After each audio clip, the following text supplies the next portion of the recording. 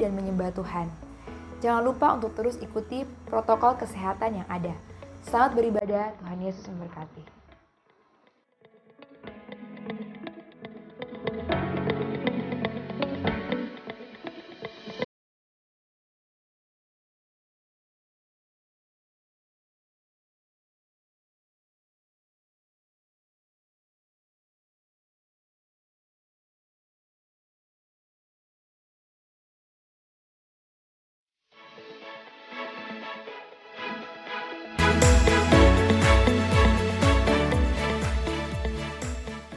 Shalom, selamat pagi jemaat dari Kristus Tuhan, di mana kita berada, yang pagi hari ini mengikuti live streaming.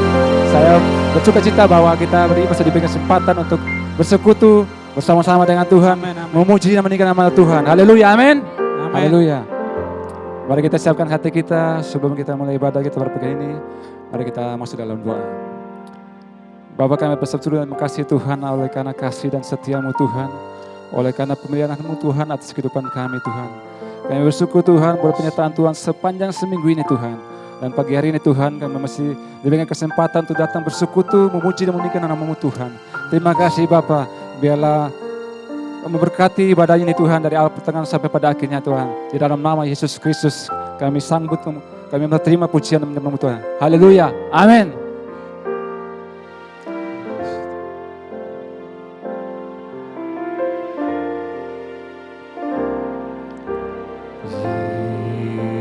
Yesus, sahabatku, Kaulah perlindunganku. Yesus, Kau Rajaku, Kau benteng hidupku. Sekali pun ku berjalan di dalam lembah yang gelap, ku tidak takut sebab Kau besertaku. Ku bersyukur padamu Tuhan, sebab kasih setiamu di dalam hidupku. Anugerah-Mu besar bagiku, di setiap langkahku ku memuji-Mu. Katakan sekarang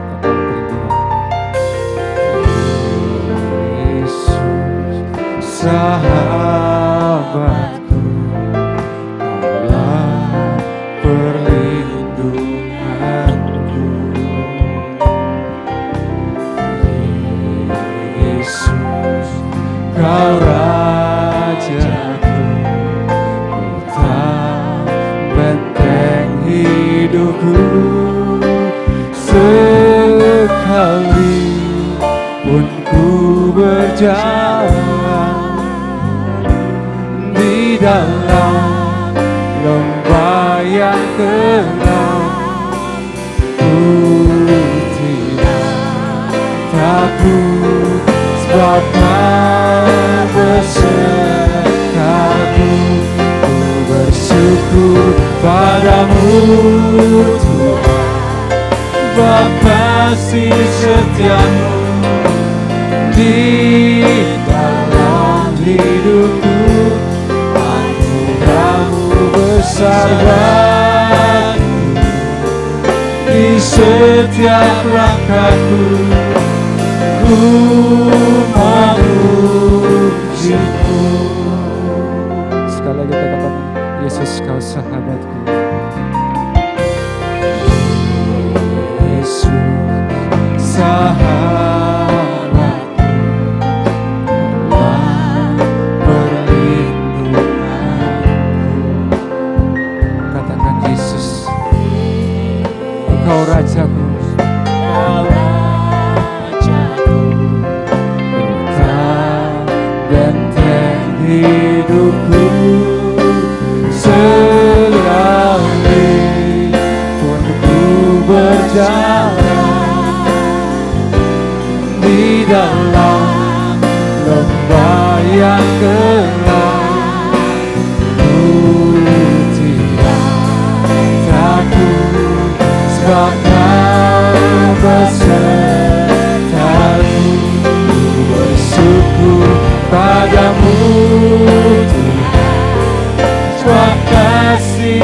setiamu di dalam hidupku. Anugerahmu besar bagi di setiap langkahku.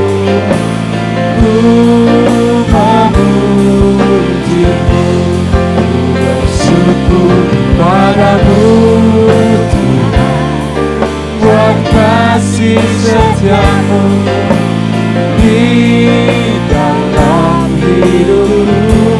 Anugerahmu besar bagi di setiap langkahku. Ku memujimu, ku memujimu,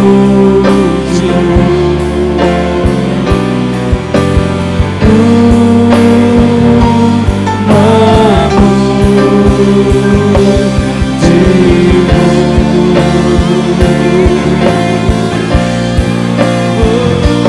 memujimu Tuhan, kami tinggikan namamu.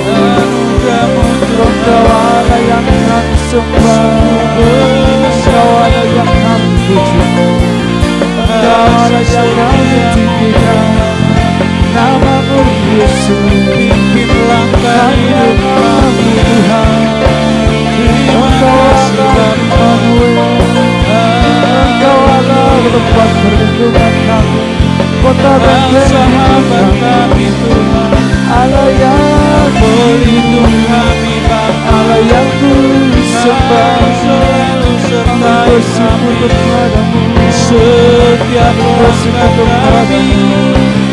Hanya Engkau Tuhan, hanya Engkau Yesus, namamu Bapa, Engkau Allah Shaddai, Engkau Allah Immanuel, Engkau Allah yang selalu beserta kami, yang menuntun kami dalam lembah kegelapan. Kami tidak takut bahaya, sebab tanganmu, sebab dadamu dan tongkatmu itu yang menghibur aku Tuhan. Engkau Allah yang beserta kami. Terima kasih, terima kasih, terima kasih. Bersyukur, terima kasih, bersyukur Tuhan. Engkau baik, Engkau mulia, hanya namamu saja Tuhan. Engkau Allah yang perkasa, Engkau Allah yang hidup, Engkau Allah sumber kekuatan kami, Allah kota benteng hidup kami, Allah yang kami percaya. Hanya namamu Yesus. Terima kasih Tuhan, terima kasih Yesus. Hanya Kau yang kami sembah, hanya Kau yang kami tinggikan. Hanya namamu Tuhan, namamu Yesus Tuhan. Terima kasih Bapa, terima kasih Yesus.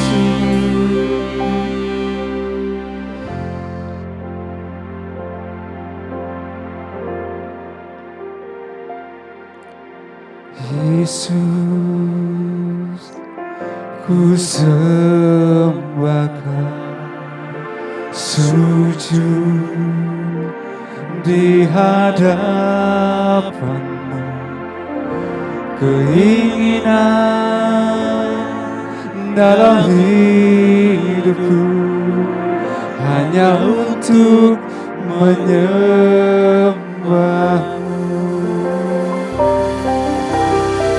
Yesus, ku sembahkan, sujud di hadapan. Keinginan dalam hidupku hanya untuk menyembah-Mu.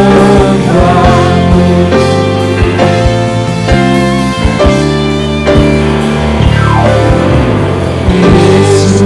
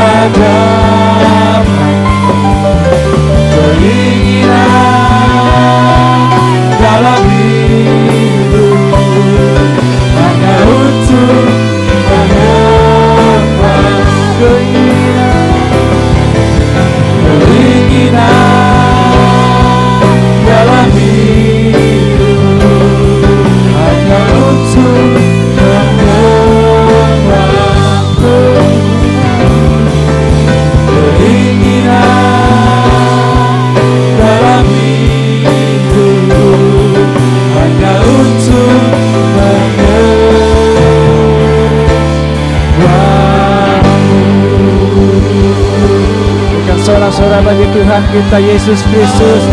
Haleluya, sorakan haleluya. Haleluya. Demikianlah firman Tuhan. Aku melayangkan mataku ke gunung-gunung. Dari manakah akan datang pertolonganku? Pertolonganku ialah dari Tuhan yang menjadikan langit dan bumi. Amin. Ia tidak akan membiarkan kakimu goyah. Penjagamu tidak akan terlelap. Sesungguhnya tidak terlelap dan tidak tertidur penjaga Israel. Amin. Tuhanlah penjagamu. Tuhanlah naunganmu. Di sebelah amin. tangan kananmu.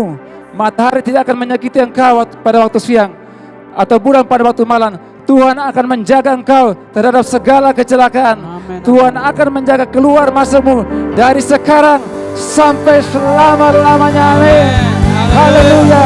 Haleluya. Kami ingin menyembah Tuhan atas setiap akan kebenaran firman-Mu Tuhan. Terima kasih Bapa, terima kasih Tuhan Yesus atas kasih setiamu Tuhan di sepanjang seminggu ini Tuhan. Dan pagi hari ini Tuhan, kami mau datang bersekutu, memuji dan meninggikan nama-Mu Tuhan. Hanya Engkau saja yang kami layak Tuhan, hanya Engkau saja yang kami tinggikan Tuhan. Hamba tabiskan ibadah pada pagi hari ini, Amin. biarlah boleh jadi di dalam nama Bapa, Putra dan Roh Kudus, di dalam nama Tuhan Yesus Kristus yang siap memujiku Tuhan. Katakan amin. Haleluya. Haleluya. Berikan sorak-sorak bagi Tuhan kita Yesus Kristus. Haleluya. Katakan bahwa Dia Tuhan, tidak pernah meninggalkan saudara dan saya. Dia Tuhan selalu beserta kita. Dia Allah Immanuel.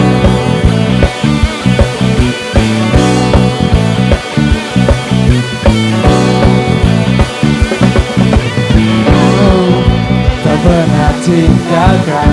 Katakan beserta di setiap langkahku. Kau selalu perhatikan. Katakan seluruh kehidupanku. Allah berlindung. Katakan kepastian hidupku. Kepastian hidup. Sekali katakan Engkau Allah pelindungku. Engkau Allah pelindung. Kepastian hidupku. Katakan janjimu selalu. Janjimu selalu ada bagiku. Selalu nyata dalam hidupku. Katakan kata pernah ingkari. Kau ingkari tepati janji. Selalu nyatalah janjimu.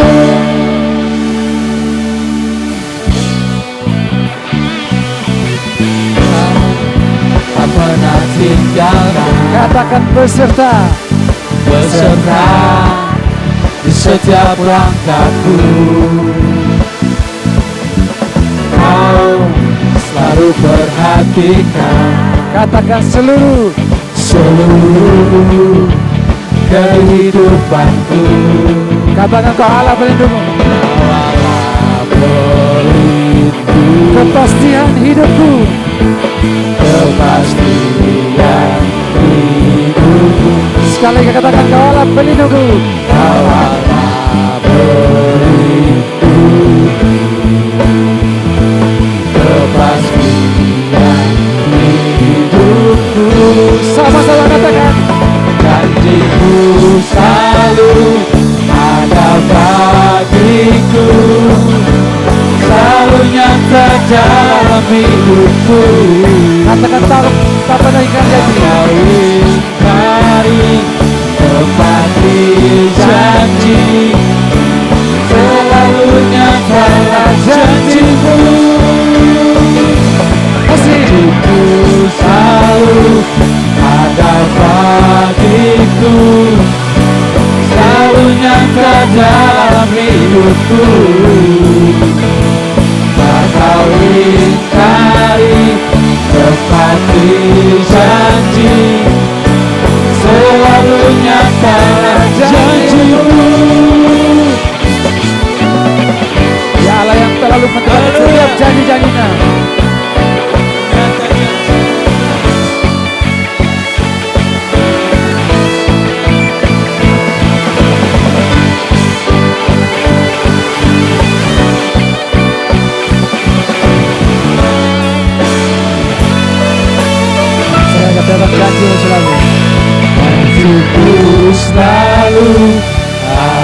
bagiku, selalu nyata dalam hidupku. Tak kau ingkari, tepati janji, selalu nyata janjimu. Katakan janjimu selalu ada bagiku, selalu nyata dalam hidupku. Tak kau ingkari, tepati janji, selalu nyata janjimu.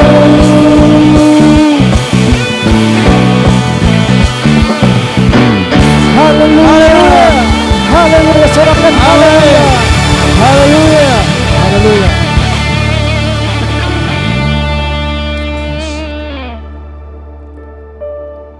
Terima kasih, sungguh ajaib Engkau Tuhan.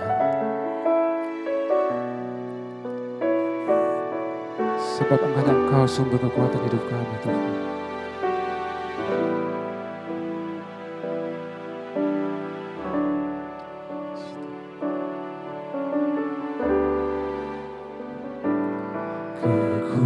Kekuatan di hidupku, ku dapat dalam Yesus. Dia tak pernah tinggalkanku, setia menopangku, berseru berharap dalam Yesus. Selain itu ada kekuatan itu. Kekuatan di hidupku,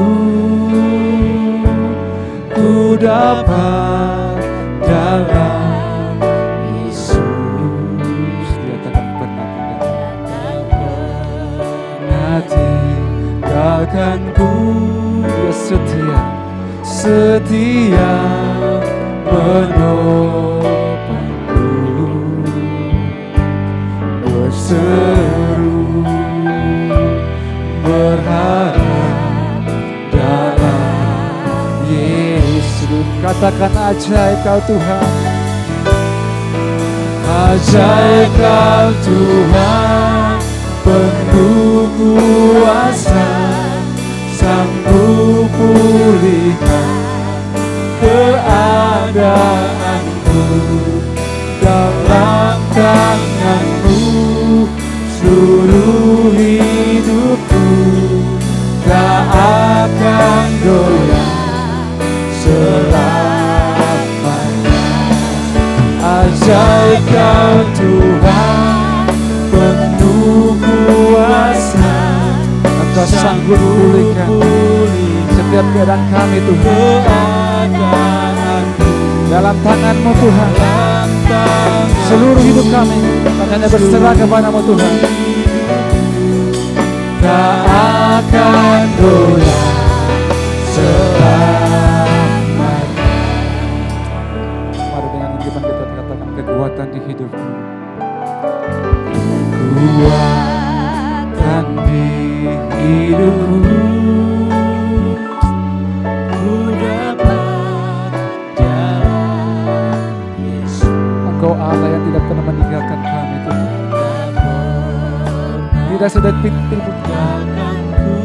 Engkau Allah yang setia, setia menopangku, berseru berharap dalam Yesus.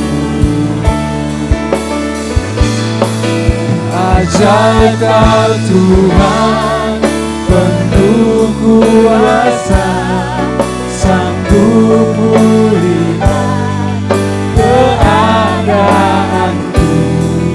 Dalam tangan-Mu seluruh hidupku, tak akan goyah Katakan ajaib kau Tuhan. Ajaib kau Tuhan, penuh kuasa. Rasa sanggup pulihkan setiap keadaan kami Tuhan. Apapun yang menjadi pergumulan hidup saudara, apapun keadaan saudara hari ini Tuhan, percayalah bahwa Dia Tuhan, Allah yang selalu berserta. Haleluya. Katakan ajaib kau Tuhan. Ajaib kau Tuhan, penuh kuasa, sanggup pulihkan keadaanku. Dalam tanganku seluruh hidupku, tak akan goyah selama. Katakan takkan goyah. Tak akan goyah selama. Sekali katakan takkan goyah. Tak akan goyah selama.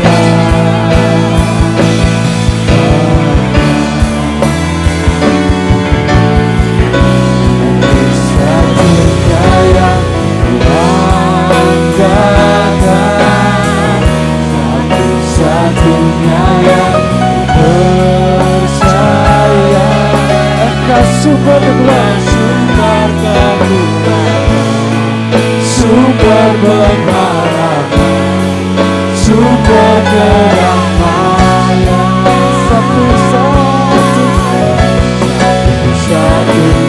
yang kuandalkan, satu-satunya yang percaya. Engkau sumber kekuatan, Tuhan penghiburku, Tuhan pemulihku. Satu-satunya yang kuandalkan, katakan satu-satunya yang dipercaya. Engkau sumber kekuatan, sumber pengharapan, sumber kedamaian. Satu-satunya yang kuandalkan, satu-satunya yang percaya. Engkau Tuhan memberkati, Tuhan penyembuhku, Tuhan pemulihku. Engkau Tuhan memberkati, Tuhan penyembuhku, Tuhan pemulihku. Engkau Tuhan yang berkati, Tuhan penyembuh, Tuhan pemulihku.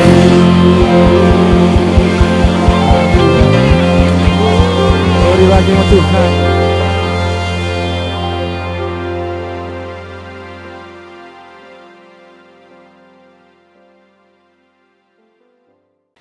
Shalom Jemaat GBI Kupang Baru, hari ini kita percaya kebenaran firman Tuhan akan mengajar kita, mendewasakan kita.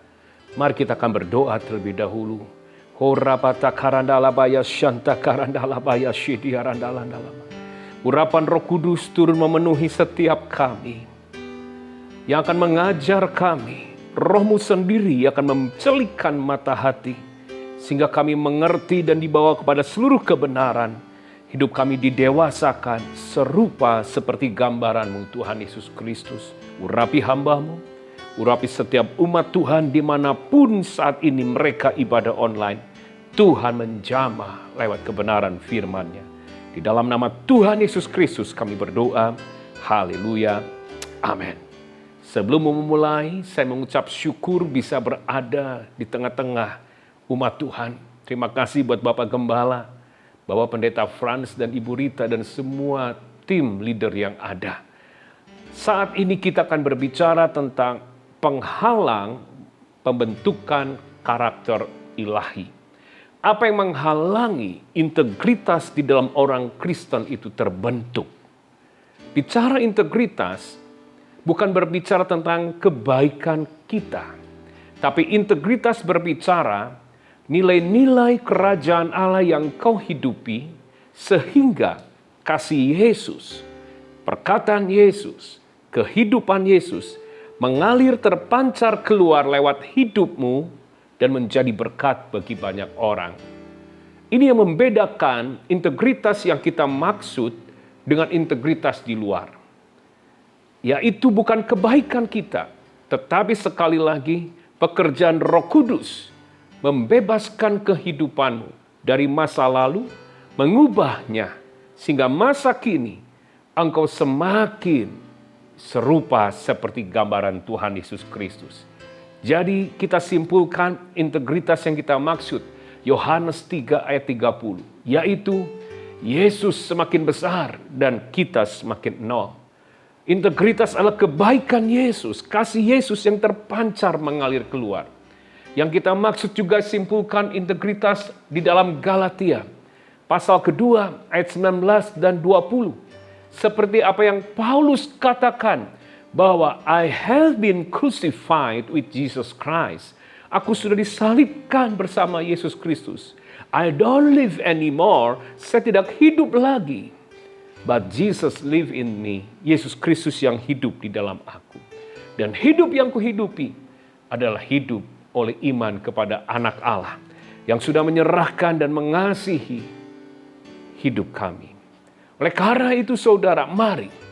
Kenapa saat ini banyak sekali kita mendengar orang-orang di luar berkata, katanya orang Kristen sudah begitu lama menjadi pelayan Tuhan, sudah begitu lama aktif di gereja, bahkan sudah membawakan firman Tuhan, memimpin pujian dan memiliki banyak karunia, tapi kok kelakuannya model begitu?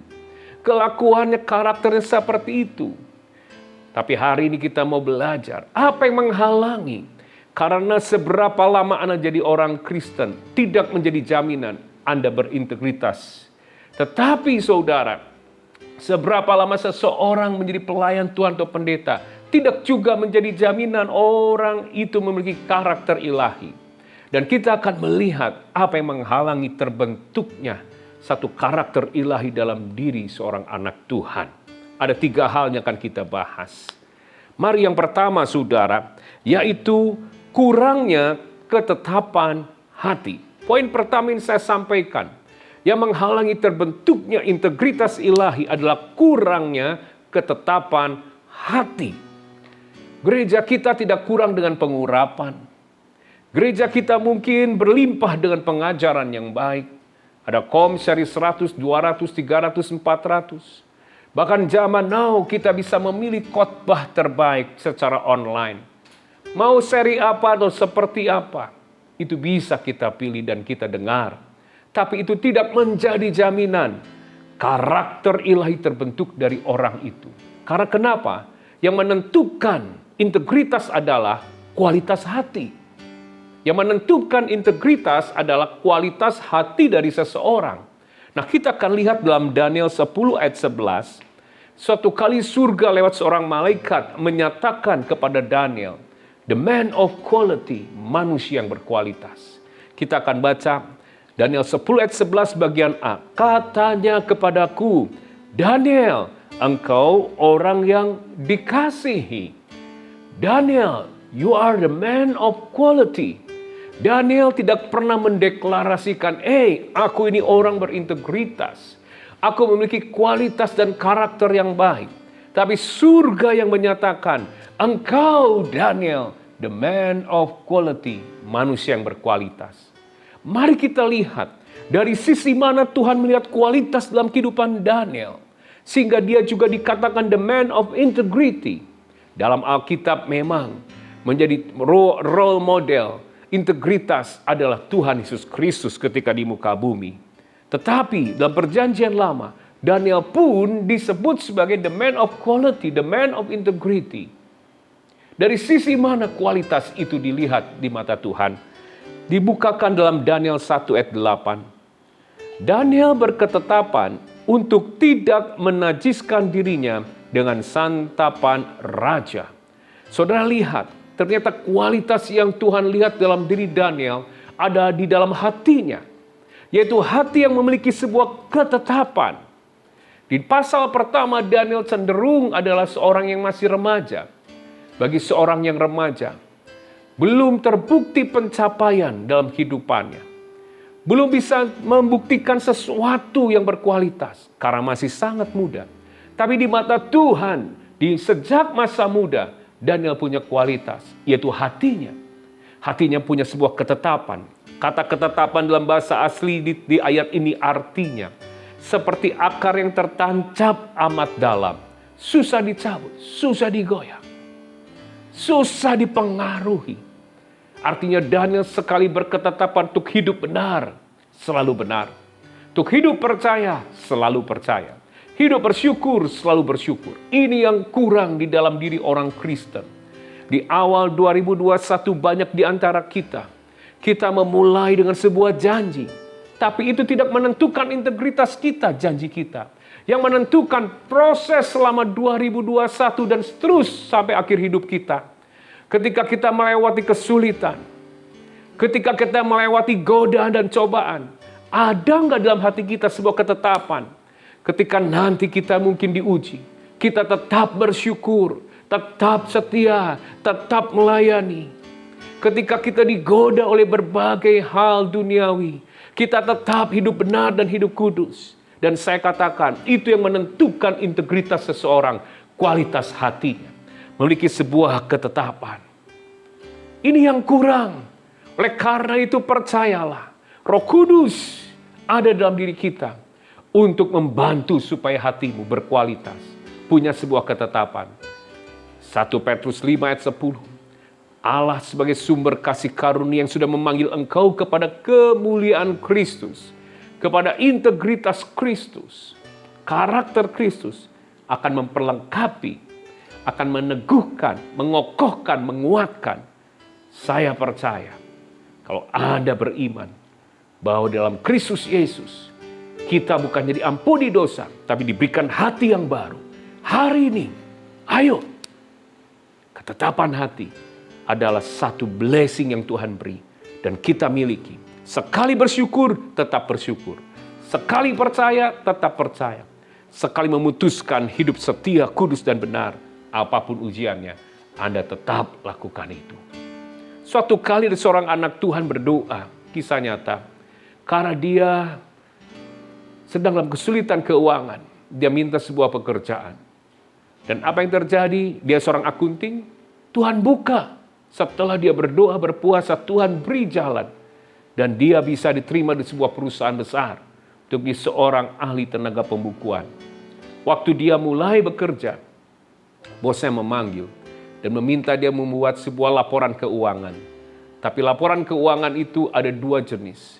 Laporan keuangan internal ke dalam, laporan keuangan keluar untuk perpajakan. Saat itu dia merasakan ini tidak benar. Ini tidak seperti yang firman Tuhan katakan. Dan dia sudah memutuskan dalam hidupnya bahwa sekali dia akan bekerja, dia akan lakukan menjalani kebenaran.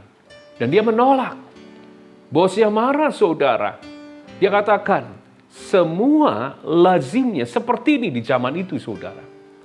Tapi anak Tuhan ini bersikeras berkata, tidak.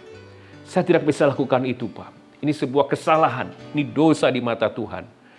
Akhirnya nggak panjang cerita, orang ini dipecat, saudara. Sehingga banyak teman dan keluarga menyayangkan yang namanya keteguhan hati dari si orang ini. Tapi dia katakan, walaupun aku kehilangan pekerjaan, ini hatiku. Sekali dia menetapkan untuk hidup benar, memutuskan benar, dia lakukan itu. Itu integritas. Dan dia dipecat, saudara. Dia kehilangan. Apa yang mungkin itu adalah jawaban doa. Tapi ketetapan hatinya diuji. Bosnya tidak bisa tidur, saudara, karena dia sudah memecat. Dia gelisah. Sampai suatu kali dipanggil kembali. Dan dikatakan, coba buatkan pembukuan yang benar. Sejak saat itu, dia diterima kembali dan bos ini boleh dimenangkan. Dan dia menjadi karyawan kesayangan, saudara. Saya percaya itulah integritas. Apa yang kurang? Apa yang menyebabkan menghambat integritas terbangun dalam diri orang Kristen? Bukan kurangnya pengajaran, bukan kurangnya pengurapan, tapi kurangnya ketetapan hati. Yang kedua, kita akan lihat yaitu kurangnya kejujuran. Saya ulangi, kurangnya kejujuran. Saudara, zaman sekarang bicara kejujuran, seringkali bukan hanya di dalam kekristenan, di dalam semua pengajaran agama-agama lain. Kita akan diberkati kalau bisnis secara jujur, bekerja secara jujur. Orang jujur disayang Tuhan, itu sebuah value yang sudah tertanam. Tetapi kejujuran yang dimaksud di sini adalah kejujuran yang seperti Daud lakukan. Mari kita lihat Mazmur 26 ayat 1 dan 2. Dari Daud, berilah keadilan kepadaku ya Tuhan, sebab aku telah hidup dalam ketulusan. Kepada Tuhan aku percaya dengan tidak ragu-ragu. Ujilah aku ya Tuhan, dan cobalah aku. Selidikilah batinku dan hatiku. Mari kita lihat. Daud berkata bahwa aku telah hidup dalam ketulusan, dalam integritas, dalam kemurnian. Mengapa Daud berani berkata demikian kepada Tuhan? Karena setiap pagi dia terbuka hatinya. Dia katakan, uji aku Tuhan. Cobalah aku, selidiki batinku dan hatiku. Daud jujur kepada Tuhan. Daud jujur dengan hati nuraninya sendiri. Ini yang kurang dalam orang-orang Kristen. Seringkali jubah keagamaan. Kita pendeta, jubah pendeta. Kita pelayan Tuhan, jubah pelayanan. Kita dari dulu, dari sejak lahir, bahkan terlahir di pulau yang katakan pulau kekristenan. Itu menjadi jubah. Dan jubah itu yang menghalangi kita untuk dikoreksi, mengoreksi diri. Jubah itu yang membuat kita mungkin menghalangi. Saat-saat ini mungkin dikatakan bahwa, oh saya sudah benar. Orang melihat saya sebagai pendeta. Di Tasikmalaya, bukan hanya orang, lingkungan, aparat tahu saya ini seorang pemuka agama. Ada jubah keagamaan. Tapi saat itu seringkali membuat kita tidak jujur kepada Tuhan dan diri kita. Hari ini apa yang membuat integritas itu tidak terbentuk? Kurangnya kejujuran, saudara. Ada sebuah survei penilaian berkata demikian, bahwa sebuah universitas mengukur sebuah tingkat kejujuran dari sebuah bangsa, sebuah komunitas, dengan cara lewat 17.000 lebih dompet berisi uang yang disebarkan di 355 kota di 40 negara. Jadi dompet itu dilepas, saudara, dilempar pinggir jalan, nanti dilihat negara mana yang paling banyak persentasenya dompet itu dikembalikan. Atau negara mana yang paling banyak persentasenya dompet itu hilang, diambil orang. Saudara tahu, negara ke-1 yang paling jujur, dompet itu banyak dikembalikan adalah Switzerland. Tapi negara ke-40 terakhir, artinya yang paling banyak dompet itu tidak pernah dikembalikan ke aparat.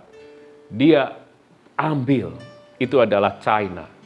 Notabene sudah ternyata China juga adalah negara yang terbanyak CCTV di dunia. Dulu 200 juta.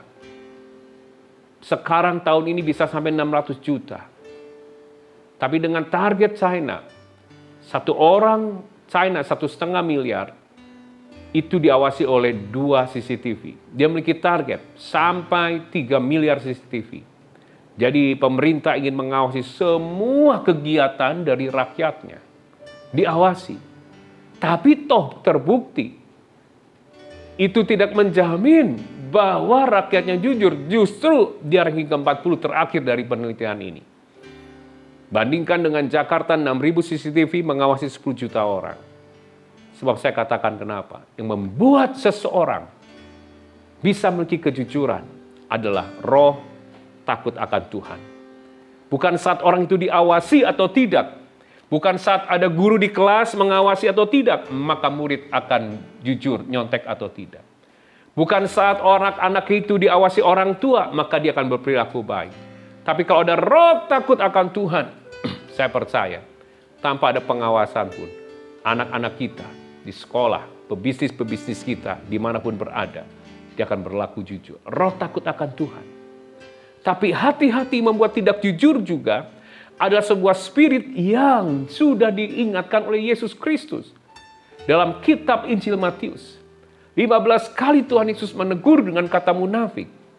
Satu kali saja teguran merupakan sesuatu yang sangat keras.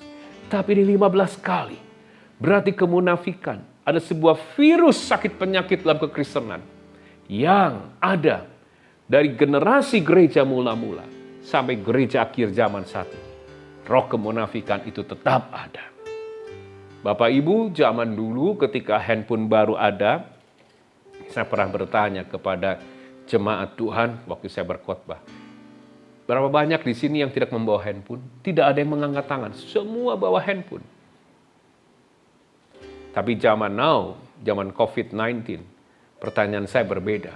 Kemarin ketika onset ibadah, saya bertanya, ada berapa banyak jemaat Tuhan di tempat ini yang tidak membawa hand sanitizer? Semua bawa. Kenapa? Karena takut virus. Demikian pula, saya kemana-mana selalu yang namanya hampir 1 botol 1 hari. Setir mobil, pegang apa, naik sepeda, pegang iPad, handphone, semua hand sanitizer. Kenapa? Virus. Padahal virus tidak kelihatan sudah oleh mata. Tidak ada yang pernah melihat virus COVID-19, tapi dampaknya dahsyat. Tapi ada sebuah virus dalam kekristenan yang tidak pernah nampak mungkin. Sering diabaikan kehadirannya. Tapi saudara, saya katakan, dampak membuat kekristenan tidak pernah berubah. Seseorang tidak pernah berubah. Tidak pernah terbentuk integritas. Kemunafikan. Membuat orang itu tidak jujur dengan dirinya. Tidak jujur dengan Tuhan. Ini yang menghalangi terbentuknya integritas. Dan sebuah nilai yang Tuhan ajarkan salah satunya soal kemunafikan. Membuat kita kurang jujur. Yaitu apa saudara? Dikatakan di dalam Matius saudara. Matius pasalnya yang ke 6 ayat 16. Apabila kamu berpuasa janganlah muram mukamu seperti orang munafik. Artinya begini saudara. Yesus berkata bahwa ketika mereka sungkan kepada orang yang nyata terlihat, tapi nggak sungkan kepada Tuhan, itulah kemunafikan.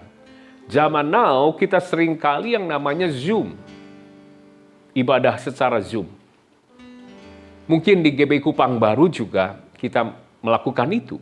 Doa pagi, menara doa, atau apapun secara Zoom. Hampir kebanyakan biasanya, saya percaya mungkin tidak di Kupang Baru. Tapi di tempat-tempat lain, hampir 80% jemaat yang ikut Zoom dalam doa, dia meng-close video. Jadi tidak nampak videonya. Yuk kita jujur. Ketika video itu ditutup, ada yang ibadah sambil goreng pisang, saudara. Ada yang ibadah sambil ngasih makan ikan di kolam.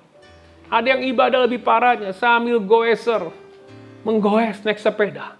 Sambil menyelam minum air, menghemat waktu. Toh tidak ada yang melihat. Tapi begitu mungkin Pak Gembala atau Pak Pendeta Fran berkata, buka videonya. Dijamin tuh. Yang ngegoes berhenti ngegoesnya. Yang namanya mungkin goreng pisang berhenti goreng pisangnya. Ketika dia bernyanyi, dia akan mulai mengangkat tangan berkata, aku mengasihi. Kenapa? Sungkan.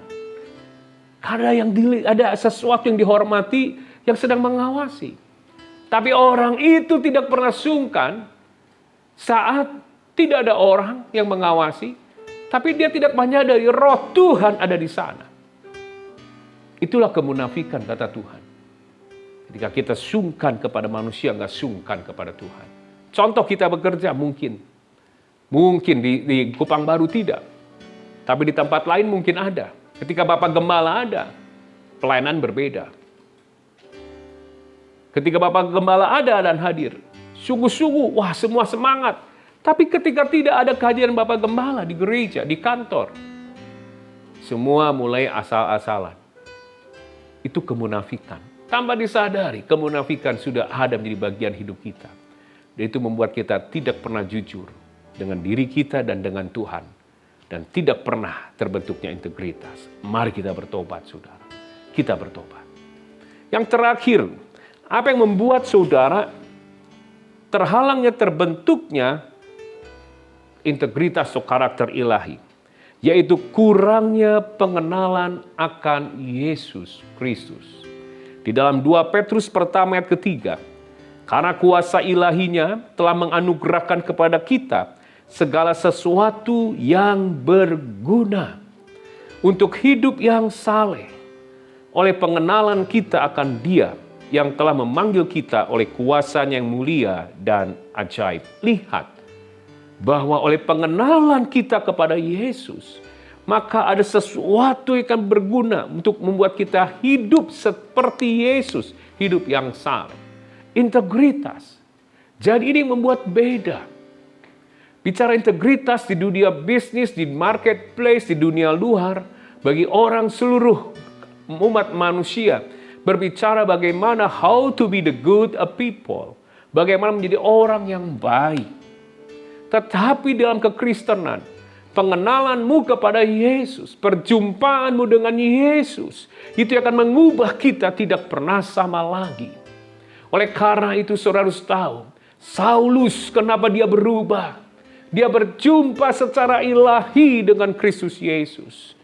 Petrus mengapa dia berubah?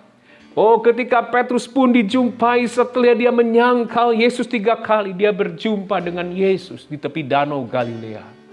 The man and the woman of God in the Bible adalah orang-orang yang diizinkan Tuhan mengalami perjumpaan secara ilahi. Demikian juga Musa. Ketika Musa dia dalam kekeringan padang gurun 40 tahun. Di dalam mungkin masa depan yang mulai suram dan hidup di tengah yang namanya kegagalan. Tuhan menjumpai dalam semak belukar. Perjumpaan. Demikian pula Elia. Ketika dia seorang nabi yang sungguh dipakai dalam pelayanan yang luar biasa. Suatu kali dia merasa depresi dan ingin mati. Tuhan pun menjumpai dia. Bapak Ibu, apa yang ingin saya sampaikan di poin ketiga ini. Pengenalan akan Yesus itu harus lewat kebenaran firman Tuhan. Saudara, Alkitab, baca Alkitab. Saya seringkali lewat Alkitab ini saya tulis beberapa hal ketika mendapatkan rema. Di tengah kesulitan, di tengah apa, saya seperti belajar seperti Daud dalam Mazmur 119 ayat 71. Tertindas itu baik bagi aku, supaya aku belajar firman Tuhan. Di tengah musim pandemi ini, saudara baca firman, pasal yang sama ditulis, besok dilihat lagi, dipelajari lagi. Itu sesuatu yang luar biasa. Itu akan membuat kita mengenal Yesus. Tapi itu tidak cukup, saudara. Harus secara pribadi kita mengalami sentuhan. Dan itu yang akan mengubah kita. Sebagai contoh, saudara.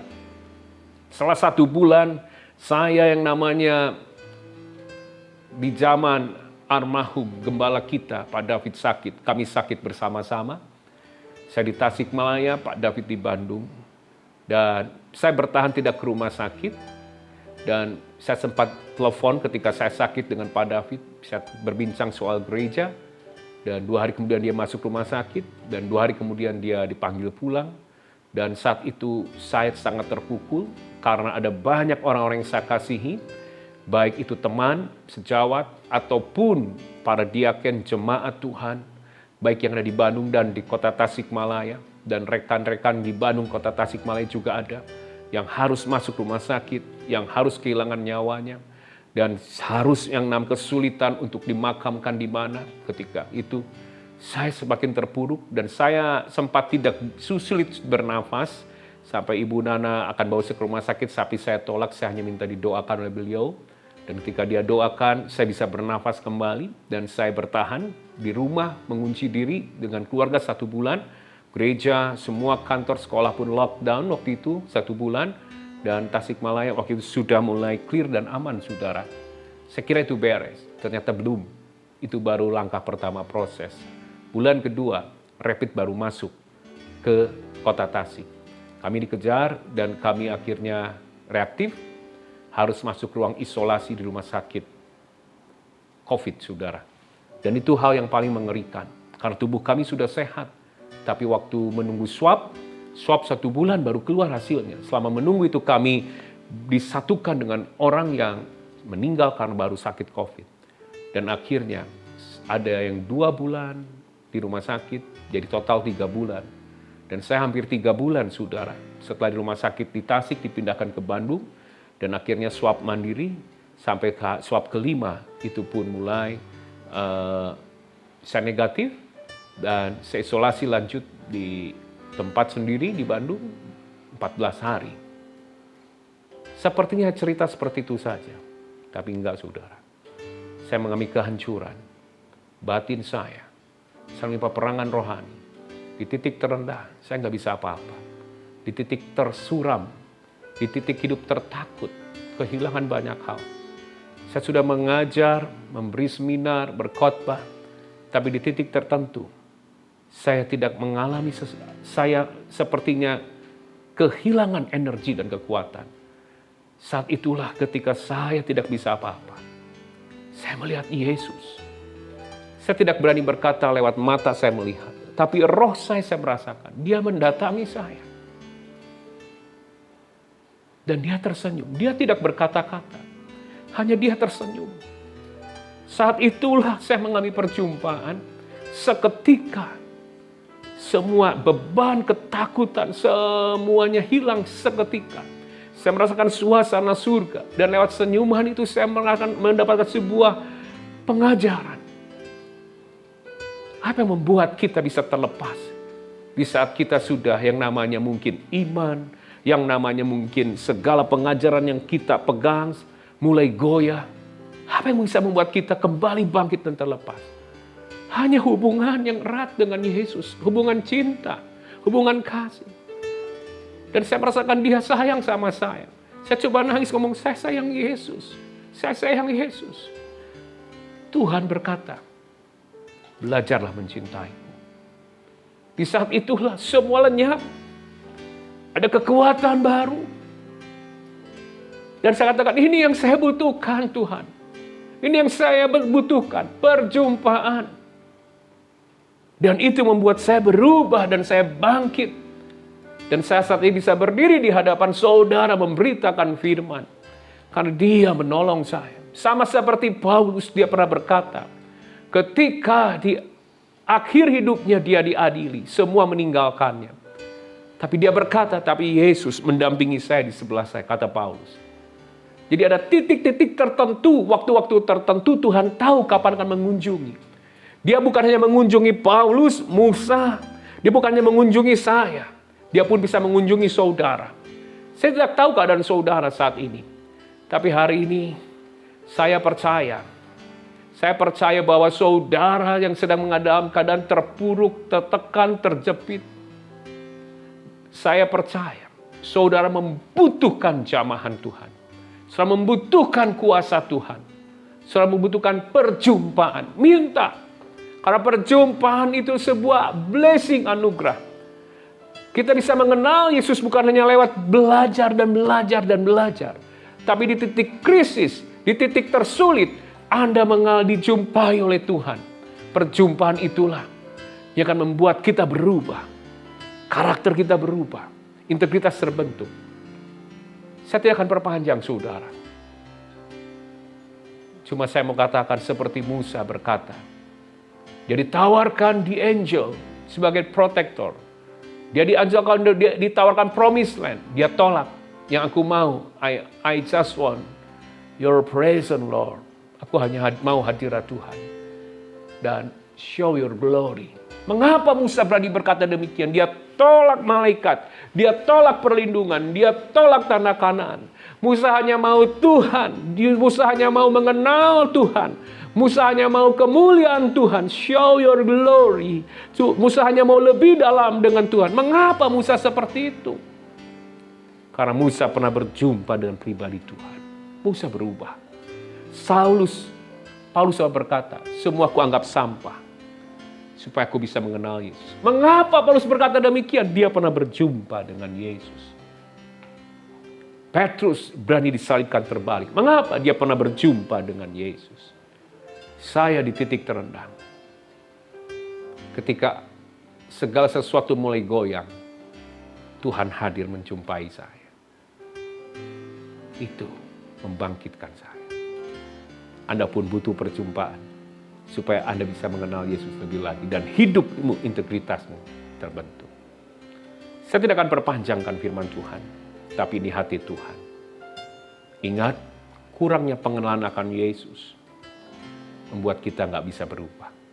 Kurangnya kejujuran, kurangnya ketetapan hati. Saya merasakan hadirat Tuhan yang kuat. Kalau ada di tengah-tengah saudara, hari ini kau sedang lemah, hari ini kau sedang takut, tapi engkau mau bangkit dengan integritas ilahi, tetap hidup benar, hidup kudus. Tapi kau nggak punya kekuatan. Ayo minta. Kau butuh perjumpaan itu. Dia pernah menjumpai saya dengan ajaib. Minta. Tuhan pasti dia Bapa yang baik. Dengan caranya dia akan menjumpai Anda. Mengalami pengalaman ilahi secara khusus. Yesus jamah, katakan, senam hidupku dan beri damai di hatiku. Mari semua katakan bersama-sama, semua telah berubah dan aku tahu Yesus jamah ku jadi baru. Biarkan musik angkat pujian ini. Bapak Ibu, mungkin kau sedang di lembah yang kelam, engkau sedang di tengah jalan yang buntu, engkau sedang mengalami tertindih, tertekan oleh spirit ketakutan, dan pandemi ini membuat semuanya berubah. Hari ini semuanya goyang. Tapi dengar, engkau mau mengenal Yesus lebih lagi. Dan kau mendengar berita dan apa yang saya sampaikan. Dan kau menjadi salah satu yang berkata, Tuhan, kalau kau menjumpai Paulus, menjumpai Musa, menjumpai Elia, menjumpai hamba yang sedang berkhotbah ini, jumpai aku. Aku butuh sentuhan itu, supaya aku berubah. Karena aku mengenal Yesus, bukannya lewat kebenaran, tapi juga lewat pengalaman secara pribadi. Ada membutuhkannya, angkat tanganmu, saya akan berdoa. Tuhan, kau lihat tangan-tangan yang terangkat. Sekarang Bapa, sekarang Yesus, sekarang Tuhan, kau lihat tangan-tangan yang sedang terlambai-lambai dalam lembah ini. Mereka butuh sentuhan, agar mereka alami keajaiban. Sesuatu lonjakan, lompatan ilahi. Dan saat ini Tuhan, kau akan dibawa dalam pengenalan yang lebih dalam. Sehingga berubah semuanya. Cara pandang, cara hidup, karakter, integritas terbentuk dan terbangun. Jamah dalam nama Yesus. Hamba-Mu selesai berbicara, tapi Roh Kudus akan terus beracara. Oh, radahlah bayat syaitan. Urapan Roh Kudus mengalir. Berkat Tuhan turun. Kesembuhan terjadi. Yang lemah kau dikuatkan. Yang sakit dibebaskan. Disembuhkan. Dan yang terikat oleh roh perbudakan, ketakutan, kau dimenangkan. Ada roh sukacita. Haleluya, haleluya. Berkati GBI Kupang Baru. Berkati hambanya Bapak Pendeta Frans dan Ibu Rita, keluarga, dan tim. Lewat kejadian sekarang, gereja ini akan menjadi garam dan terang. Ada pemurnian pembentukan dan akan dibawa dalam dimensi yang baru. Dalam nama Tuhan Yesus. Amin. Salam dari Jemaat Kota Tasikmalaya dan salam bahagia, salam sukacita, salam revival. God bless you.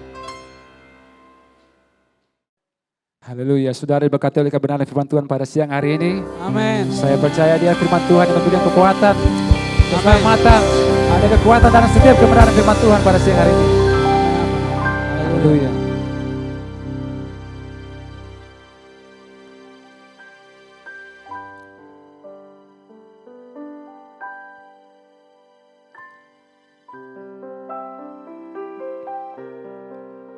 Yesus jamah senap hidupku, Dia beri damai di hatiku. Semua telah berubah dan aku tahu Yesus jamah ku jadi baru. Sekali katakan Yesus jamah, Yesus jamah senap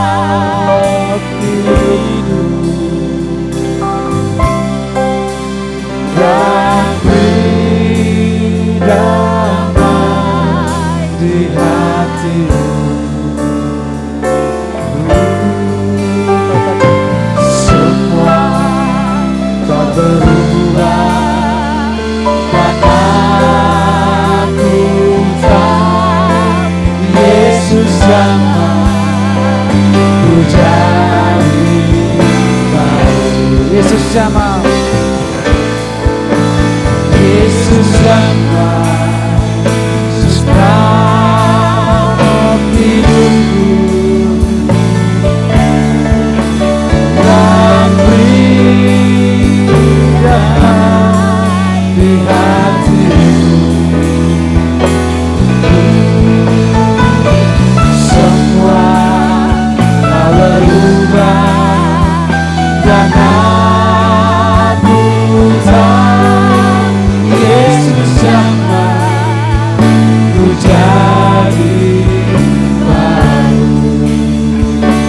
semua tak berubah.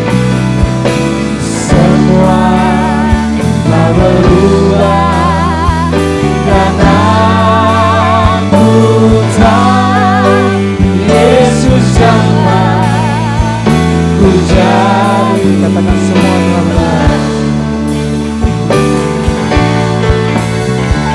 Semua tak berubah dan aku tahu Yesus jamah ku jadi baru. Terima kasih Tuhan Yesus. Terima kasih untuk kehadiran-Mu Bapa. Terima kasih untuk pengurapan-Mu Tuhan. Terima kasih untuk isi hati Tuhan. Yang ini Tuhan kami mau berdoa khusus untuk hamba Pak Hendrik Suteja Tuhan. Bersama Bu Nana dan semua jemaat Empang Sari Tasikmalaya. Kami menyerahkan mereka sepenuhnya ke dalam tangan Tuhan. Biar Tuhan berkarya untuk mereka. Pakai Pak Hendrik terus Tuhan dalam pelayanan ini. Supaya di mana dia ada, di mana dia memberitakan firman, nama Yesus yang terus ditinggikan. Terima kasih Bapa. Terima kasih. Di dalam nama Yesus, sama-sama katakan amin, amin, amin. Shalom Bapak Ibu kasih Tuhan. Selamat pagi, salam sejahtera untuk kita semua. Saya bersyukur walaupun lewat online sampai hari ini kita masih tetap berapi-api dengan Tuhan. Dan puji Tuhan Pak Hendrik yang dari Tasikmalaya bisa sama-sama dengan kita ibadah pada pagi hari ini. Terima kasih yang sebesar-besarnya untuk saudara kita Pak Hendrik, Ibu Nana dan semua jemaat Empang Sari Tasikmalaya. Ya, bagian daripada Rayon 2 Bandung, terima kasih sudah bisa bersama-sama dengan kami di Kupang. Kami sangat berbahagia dan mungkin tak lama lagi setelah badai ini berlalu dari negeri kita, maka Pak Hendrik akan kembali lagi ada di kota Kupang bersama kami. Ya, terima kasih Pak Hen. Bapak Ibu Jemaat Kupang Baru, saya tetap tidak bosan-bosan terus mengingatkan Bapak Ibu tentang kondisi daripada pandemi COVID-19 ini, ya, bahwa hari-hari ini kita tidak bisa lengah terhadap virus corona ini, ya. Masalah ini masalah bangsa, masalah ini masalah kita semua. Bersyukur hari-hari ini sudah mulai dilakukan vaksinasi untuk masyarakat. Kemarin tadi saya lihat beberapa hari lalu di ibu kota di Jakarta sudah mulai divaksin untuk masyarakat umum. Mudah-mudahan dalam lagi kita di Kupang juga semua Bapak Ibu masuk dalam bisa mendapat vaksin corona ini. Saya sangat berharap semua jemaat Kupang Baru, ya, kalau diberikan kesempatan untuk itu tidak ada kontraindikasi, maka kita harus ada mantel pelindung kita, ya, untuk vaksin itu. Saya sudah melakukan tahap pertama dan nanti tanggal 20 kemarin saya sudah yang kedua, ya. Saya sudah yang kedua. Jadi puji Tuhan saya sudah selesai dengan vaksin corona ini.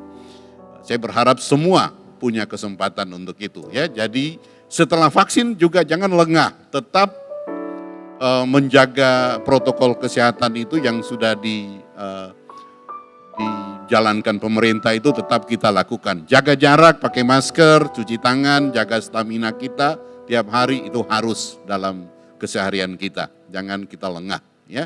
Jadi saya sangat senang sekali bulan depan ini sudah ada kabar baik bahwa awal Maret kita sudah bisa ibadah di rumah ibadah ya.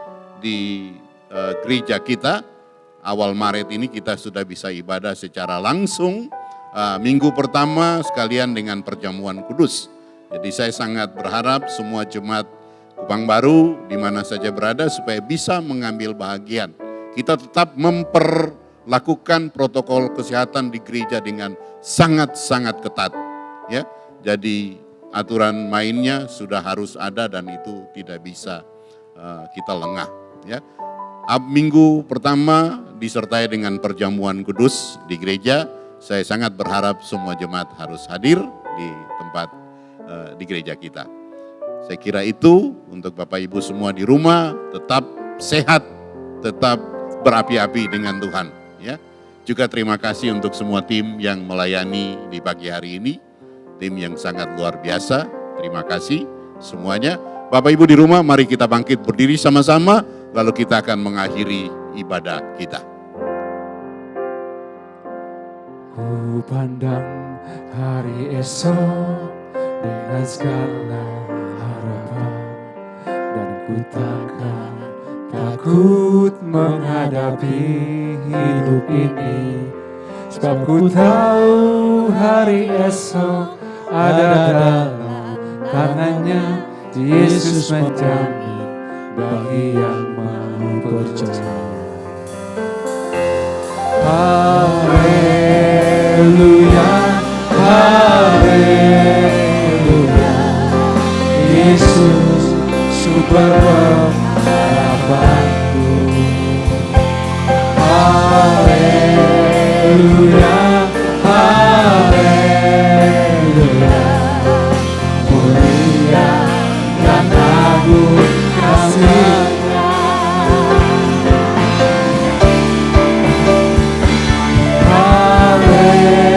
Haleluya, haleluya, Yesus sumber pengharapanku. Haleluya, haleluya, mulia dan agung kasih-Nya. Mulia dan agung kasih-Nya. Mulia dan agung kasih-Nya.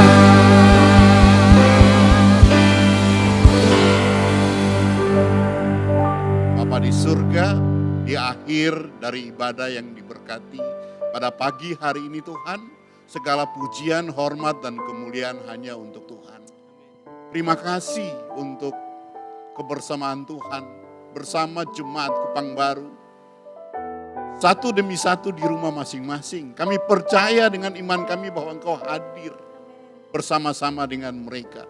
Dan saatnya Tuhan, kami akan kembali dalam kehidupan kami. Dan Engkau sudah taruh berkat yang besar untuk kami semua.